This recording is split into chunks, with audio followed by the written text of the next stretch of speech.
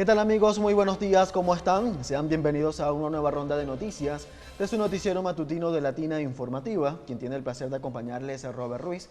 De inmediato comenzamos la jornada con nuestro acostumbrado reporte climatológico para así conocer el estado del tiempo el día de hoy, martes 14 de octubre. Iniciamos como es costumbre en nuestra ciudad. Barquisimeto, 24 grados centígrados. La sensación térmica para este territorio con una máxima de 30 grados centígrados y una mínima de 21 grados centígrados. La gráfica nos indica que para el día de hoy, martes 14 de octubre, estará totalmente nublado. Nos vamos de inmediato a San Felipe, estado Yaracuy, una de las principales ciudades del centro occidente del país. 25 grados centígrados, la sensación térmica con una máxima de 31 grados centígrados y una mínima de 22 grados centígrados. Nos indica el reporte que ese territorio del país el día de hoy martes estará parcialmente nublado. Desde aquí nos trasladamos de inmediato a Carigua, estado Portuguesa. 25 grados centígrados la sensación térmica con una máxima de 30 grados centígrados y una mínima de 23 grados centígrados. También para esa jurisdicción del estado vecino se espera que el día de hoy, martes 14 de octubre, esté mayormente nublado. Amigos, hasta aquí el reporte climatológico. Como siempre, la invitación a que sintonicen la emisión meridiana de Latina Informativa para que conozca a detalle el reporte del INAMED con el coronel Reidy Zambrano. Ahora sí, avanzamos con nuestra entrevista del día de hoy. Quiero darle la más cordial bienvenida a nuestra invitada. Se trata de la doctora Dulce Marrufo. Ella es historiadora. Bienvenidas, doctora. Gracias por estar con nosotros. Gracias por la invitación. Para nosotros siempre será un placer recibirla por acá.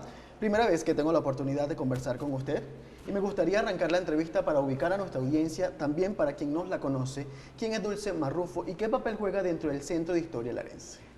Bueno, un saludo cordial para todos los televidentes de este espacio.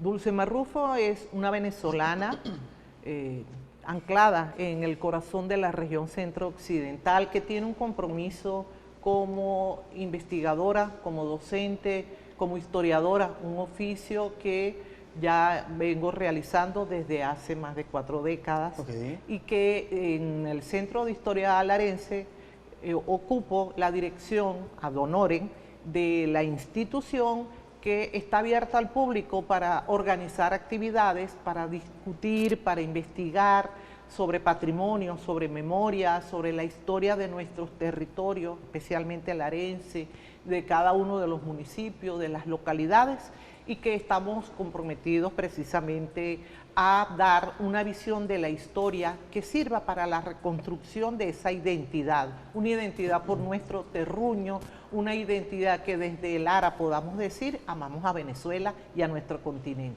Perfecto, y sobre la organización de este tipo de actividades, estamos próximos a presenciar que están desarrollando un precongreso de historia de la región centro-occidental que involucra a los estados Falcón, Portuguesa, Yaracuy, Carabobo, Zulia y el estado Lara. ¿Nos puede hablar un poco de esa actividad que están organizando y que está a iniciar próximamente el jueves 16 de octubre? Correcto. Cada 2 años a nivel nacional organizamos congresos, jornadas nacionales y congresos internacionales de historia. Para el próximo año 2026 está previsto el desarrollo del 18º Congreso Nacional de Historia y el 5º Congreso Internacional de Historia en la ciudad de Mérida. En la ciudad de Mérida nosotros nos estamos abocando en todo el país a organizar precongreso y en ese marco el estado Falcón, el estado Carabobo, el estado Zulia, el estado Yaracuy y Portuguesa extendieron una invitación tomando en cuenta que ellos dicen Lara es el epicentro de una historia, de una reconstrucción historiográfica que va superando la historiografía tradicional conservadora. Por ello, este precongreso, que es eminentemente gratuito, va a unir a los ponentes de distintos estados con que forma la región centro-occidental y que vamos a abrir las puertas de los distintos escenarios donde vamos a desarrollar las ponencias. Se presentarán temáticas muy pertinentes que tienen que ver con la memoria colectiva, con las crónicas, con las historias de vida, con el estudio del género, de las mujeres, de los pueblos originarios, con lo que es la enseñanza de la historia, de lo que es la educación, cada uno de los temas y sobre todo sobre el pensamiento bolivariano, sobre lo que es nuestra América, cómo nosotros nos redescubrimos en la identidad, en la reconstrucción que tiene que ver precisamente con los valores que nos identifican como nación.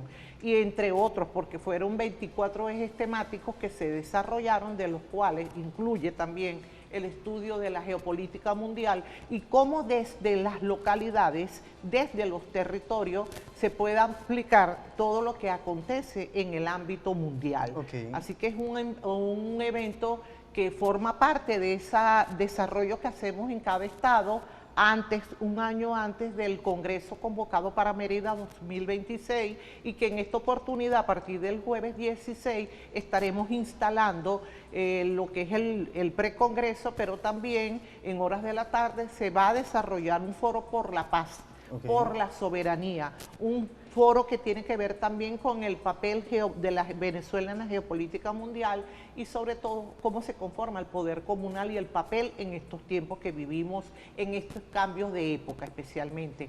Y el día viernes y el día sábado habrá mesas de trabajo donde se presentan las ponencias de cada uno de los investigadores, que no solamente vienen de los estados vecinos de la región centro-occidental, sino también del estado Lara en los distintos municipios. Doctora, ¿a quién va dirigido este precongreso como tal? Y cuando hablamos de los ponentes, ¿qué tópicos se van a tocar allí? Muy bien, está dirigido al público en general, Okay. a cualquier persona que tenga interés por las ciencias humanas, sobre todo por el acontecer de estos tiempos de cambios de época.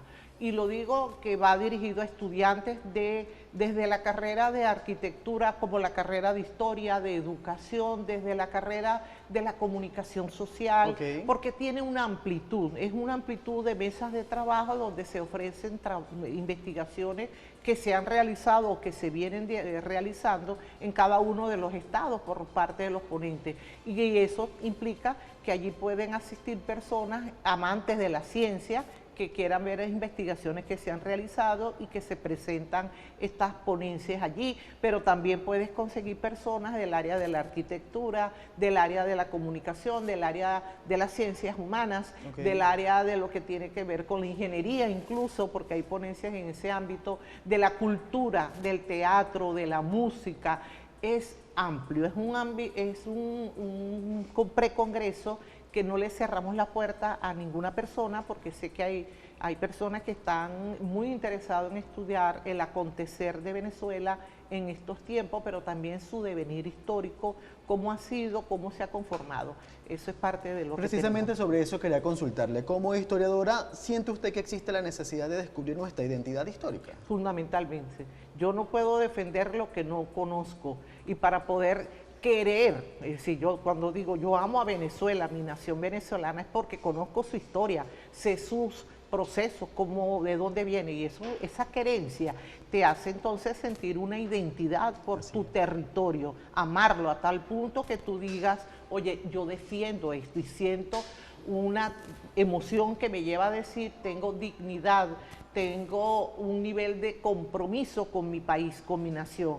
Y siempre hablo de nación porque esa es la palabra clave que tenemos que nosotros los venezolanos y las venezolanas, como le dicen, defender la nación venezolana. Así que este tipo de encuentro lo que hace es engrandecernos, aprender y saber que todavía falta mucho por, digamos, descubrir, porque la historia que ha prevalecido es la historia tradicional, es la historia que oculta, es la historia que no devela, y esta es la historia que nosotros vamos a presentar los avances, es una historia comprometida con decir lo que no se dijo por intereses, de tocar, porque hubo una élite que se dedicó a investigar para prevalecer y justificarse como procesos de poder. Pero en este caso es con la ética profesional, porque no es que vamos a hablar chapuzada, no, hay una ética, pero también hay un enfoque, hay métodos para investigar, hay un criterio que lleva a hacer una reconstrucción en el marco de lo que tiene que ser una investigación seria, que tenga nivel y sobre todo que tenga un compromiso que sirva, porque hay una tesis fundamental, el conocimiento que no sirve para transformar tu realidad social, entonces no sirve. Así es, ¿existe un proceso para participar en este precongreso? Si hay una previa inscripción o simplemente se acercan y pueden asistir. Sí, el día jueves, que es el acto de instalación, se estará montando mesas de inscripción para las personas interesadas en asistir e inscribirse como participante, tanto en la sede, porque el auditorio de la gobernación en Mezanina, que está en la 19 con la 23, nos cedieron el espacio para el acto de instalación. Allí habrá una mesa, pero también en el Centro Historial Larense, todas las personas que quieran asistir para participar y escuchar las ponencias, bienvenidos sean. Doctora, ¿cuál es la importancia de un enfoque regional para entender los procesos históricos, ya sean continentales o globales? Sí, no se puede explicar el proceso regional o local si tú no ves cómo se conforma lo que es la geopolítica mundial, porque nosotros somos síntesis de lo concreto. Lo que pueda estar aconteciendo, que se produzca en el marco de una geopolítica mundial, va a determinar sus implicaciones y cómo se expresa en los territorios a nivel local y a nivel regional. Por eso no hay una historia fragmentada, no es una historia regional de un yo con yo que se explique en sí mismo, es una historia que no es más que la expresión genuina de la forma como se manifiesta la conjugación de bloques, de momentos, de bloques históricos de poder a lo interno y a lo externo en la geopolítica mundial, con implicaciones en el ámbito nacional y con sus manifestaciones y expresiones en los territorios, en las localidades. Usted como experta o historiadora, ¿cómo definiría en términos históricos la identidad de nuestra región, ya sea de centro-occidental? Oye, una identidad bastante pluridiversa, muy dada a la unidad, porque en el caso de la jurisdicción de Barquisimeto, lo que hoy es el Estado Lara, tenía una extensión amplia que abarcaba precisamente y que estuvo ligada a lo que hoy es Carabobo, a lo que hoy es Yaracuy, lo que es Portuguesa, y parte de lo que es también el Estado Falcón. Entonces, la jurisdicción de lo que hoy es la región centro-occidental nos lleva a decir que tenemos naciones y herencias históricas muy claras de Jirajara, de presencia de naciones originarias como los Jirajara, la nación Jirajara, la nación Gayona, la nación Caquetía, Arahuaca, que sus particularidades los llevan mucho a esa genuinidad. Nadie puede ocultar que en este territorio se dio precisamente procesos inéditos de la historia. De lo que hoy es Yaracuy tuvimos procesos inéditos. Ejemplo, que en Nirgua, por ejemplo, la dirección del Cabildo, por primera vez en su historia en el continente, no estuvo en manos de la aristocracia territorial criolla, de los llamados blancos criollos. Y eso llevó a que hubo una participación de mestizos, pero los Jirajaras fueron clave en ese proceso. Una irreverencia. Y aquí en Lara, lo que hoy es Lara, los Gayones, que por ejemplo son pueblos, naciones que todavía tienen vigencia y que tienen mucho que ver con lo que somos nosotros ahorita como organización comunal también, como pueblo que se organiza. Hay una tradición histórica y esa es la identidad que nos hace pluridiverso, que nos hace solidario, que nos hace ser irreverente para procesos que la vida misma va ubicando en el tiempo. Doctora, ¿qué papel tienen los movimientos comunitarios en la historia reciente de la región centro-occidental?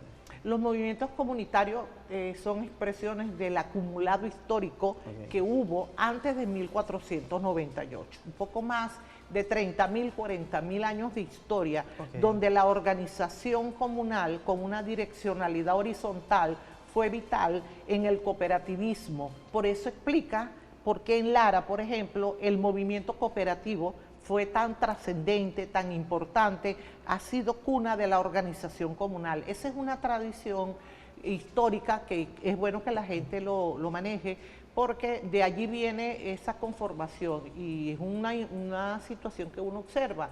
Cuando uno revisa la conformación de los llamados consejos comunales y comunas, uno ve la correlación de fuerza donde la mayoría lo lideran mujeres, pero eso tiene que ver con el papel que jugaron las mujeres en la toma de decisiones políticas, asambleísticas y en la forma de conducir el trabajo y la división natural del trabajo. La mujer dedicada a la administración, a la educación, a la formación, en una solidaridad, y el hombre dedicado al trabajo de casa, pero también a las curaciones. Es interesante porque eso explica también por qué la mayoría de los profesionales de la contaduría o de la administración son mujeres, y viene de ese acumulado histórico que hace que en estos tiempos las organizaciones de los consejos comunales de las comunas estén en manos de mujeres, su administración. Perfecto. Desde su punto de vista, ¿cómo siente usted que ha evolucionado la paz en términos históricos? La paz sigue siendo la deuda histórica más grande, que la paz existió antes del proceso de implantación violenta del modo de producción capitalista. Se hablaba de una paz, una forma de ver la cosmovisión de respeto por el otro, y hasta por la naturaleza. Hoy en día la paz sigue siendo el dolor que uno añora, pues como venezolana en este caso, de alcanzarla, de construirla, de defenderla, de preservarla, y cómo la puede uno ver como una demanda que tiene que permear todas las estructuras del pensamiento y del sentir. Tenemos que luchar por la paz. De hecho, este Congreso va en el marco de la lucha por la paz, de buscar hacia la paz, hacia la unidad nacional, porque tiene que haber una unidad para defender nuestra nación. Yo no, como te dije al inicio, es la única manera que nosotros podamos preservarnos como seres humanos. Si no hay la paz, entonces la violencia nos ganaría la partida, y la violencia forma parte de un proyecto, de un proceso que ya está en decadencia, que está en crisis, pero que con eso le hace mucho daño a toda la humanidad. Queremos que haya una humanidad, porque sí es posible el equilibrio del universo. ¿Existe paz en nuestra región? Estamos en la construcción permanente. Perfecto. Doctora, debo hacer una breve pausa comercial. Al regreso me gustaría que conversáramos acerca de que si existen retos en la historiografía regional venezolana, ¿le parece? Perfecto. Amigos, cuando son las 8:55 de la mañana cumplimos con nuestra primera pausa comercial.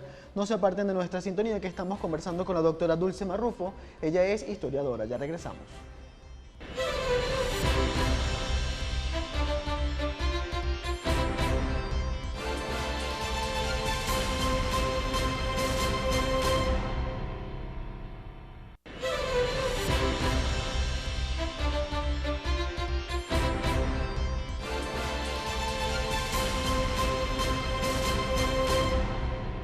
Amigos, gracias por quedarse con nuestra sintonía. Les recuerdo que nos pueden seguir a través de nuestras redes sociales, @latinainfo en la plataforma X-Latina TV en Instagram, y en mi cuenta personal Robert Ruiz R. En este segmento avanzamos con la entrevista. Estamos conversando con la doctora Dulce Marrufo. Ella es historiadora. Doctora, retomando el tema antes de la pausa, la siguiente consulta que le quería realizar es: ¿qué retos enfrenta la historiografía regional venezolana en tiempos actuales?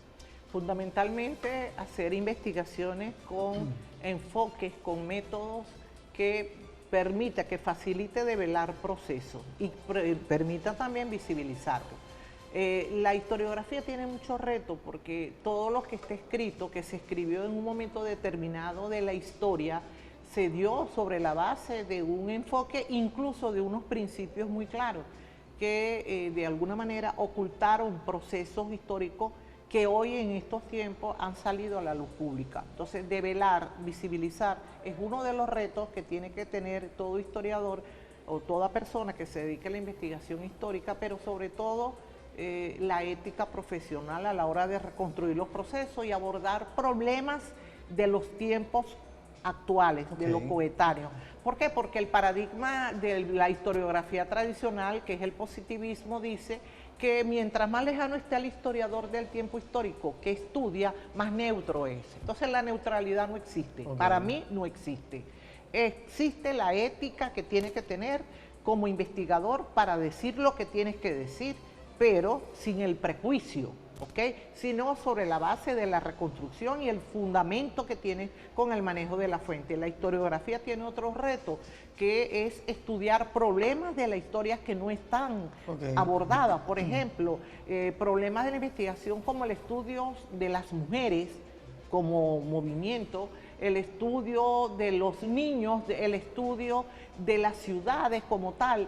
Entonces, hacer una historia que comience a tocar, una historiografía que aborde temáticas también de los tiempos actuales, porque si yo estoy trabajando en un conjunto de los procesos geopolíticos mundiales, entonces yo puedo, la historiografía también tiene que darme respuestas para explicar y para resolver, porque no puede ser una contemplación de lo que se reconstruye, tiene que ser una historia que sirva ¿para qué? Para liberar, una historia que sirva para plantear, para fundamentar teorías, para buscar la manera de aplicarlo en la solución de los problemas. La historia de la educación es vital, la historia de la pedagogía, el proceso de la andragogía, los estudios de todos estos movimientos, de estas culturas, que cada vez, porque eso tiene que ver con la identidad. Si yo no reconozco ni me conozco como parte de un acumulado histórico de naciones de pueblos originarios, ¿cómo yo voy a ver a un otro que es venezolana, que es venezolano, con el sentido de pertinencia? Tú formas parte de mi historia.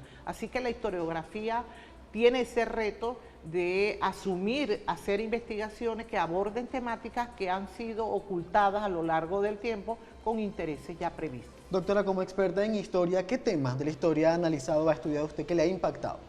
La inmigración, los procesos inmigratorios, especialmente por qué la gente migra y por qué inmigra.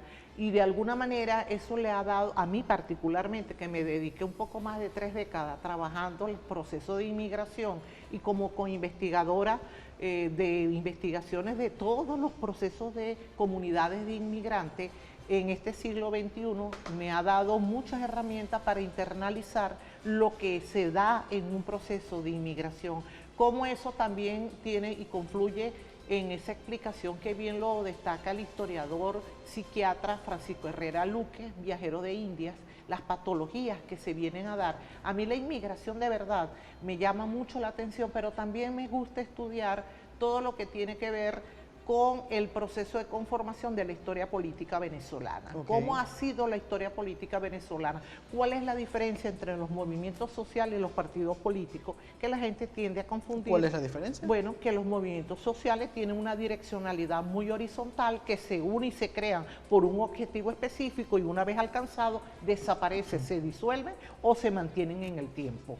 Y los partidos políticos tienen una direccionalidad vertical donde hay una élite que dirige, los demás obedece. Eso no tiene nada que ver con los movimientos sociales. ¿Qué metodologías considera usted necesarias o que sean cruciales para poder analizar la historia?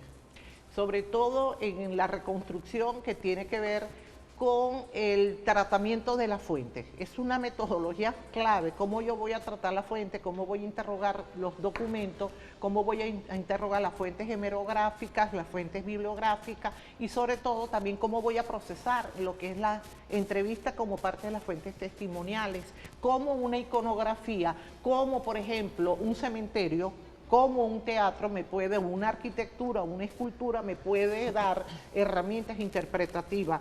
¿Cómo más puedo trabajar como metodología? La investigación centrada mucho en el análisis del discurso. Historiador que no maneje la semiología, la semántica, no puede hacer una reconstrucción discursiva porque es fundamental.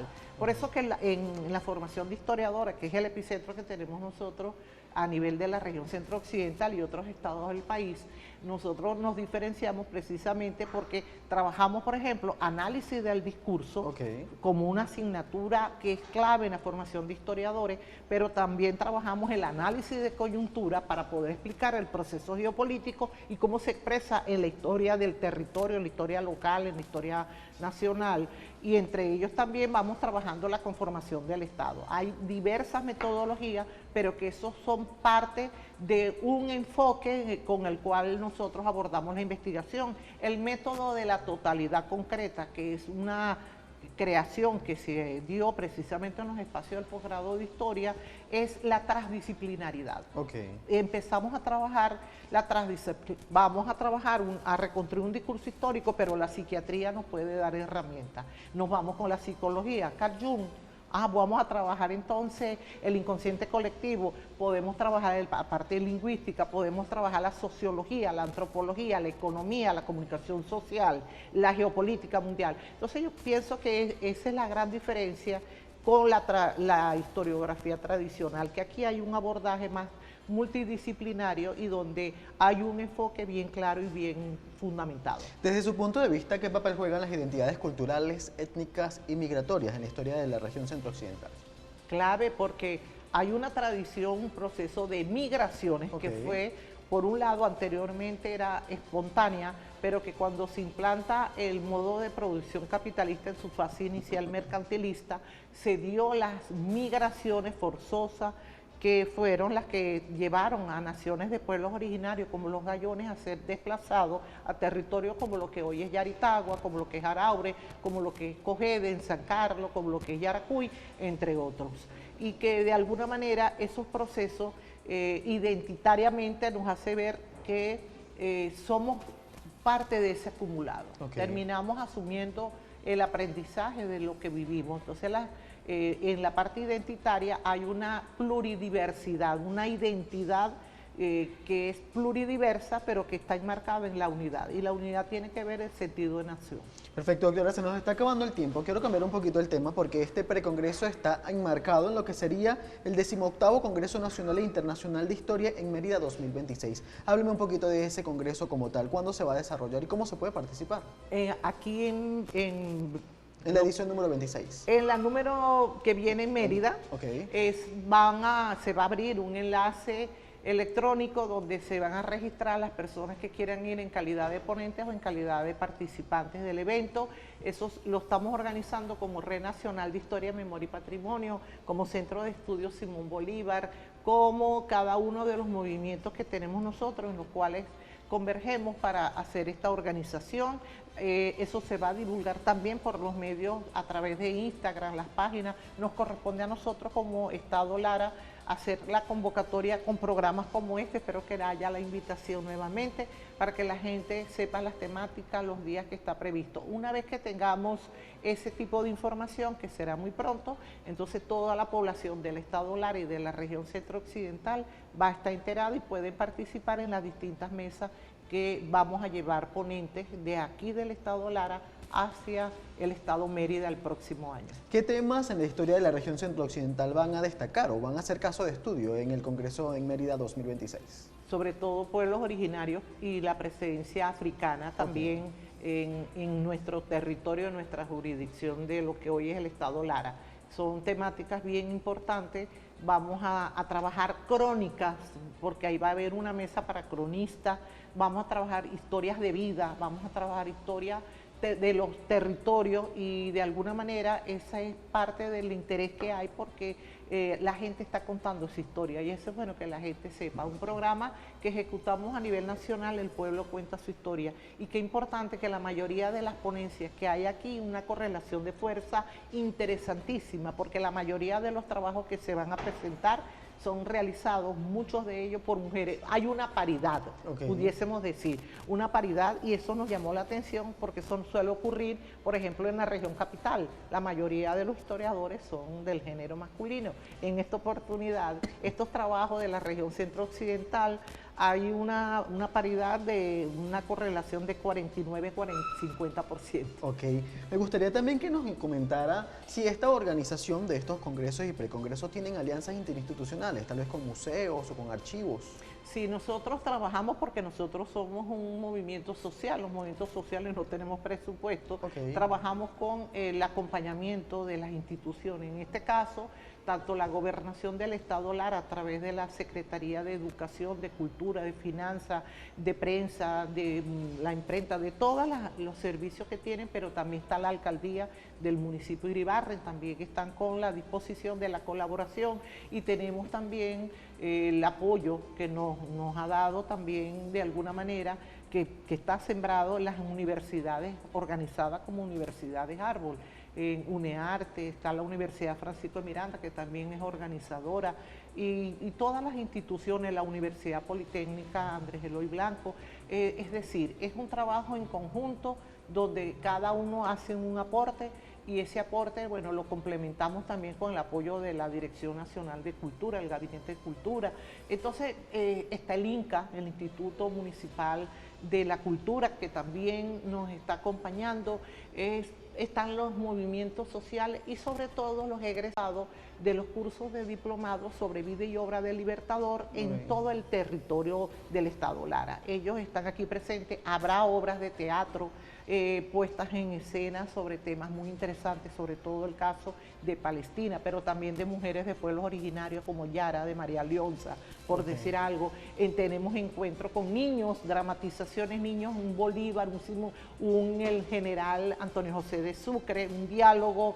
Vamos a tener a una Manuelita Sáenz con Bolívar paseando por las calles del centro de la ciudad, entre otras actividades, expresiones de nuestros sones de negro, que también está previsto a través del movimiento cultural de la Fuerza Cultural Bolivariana, que hace vida aquí en el Estado, y también el Orfeón importantísimo destacar de UNEARTE, dirigido por la profesora Lisbeth Mendoza.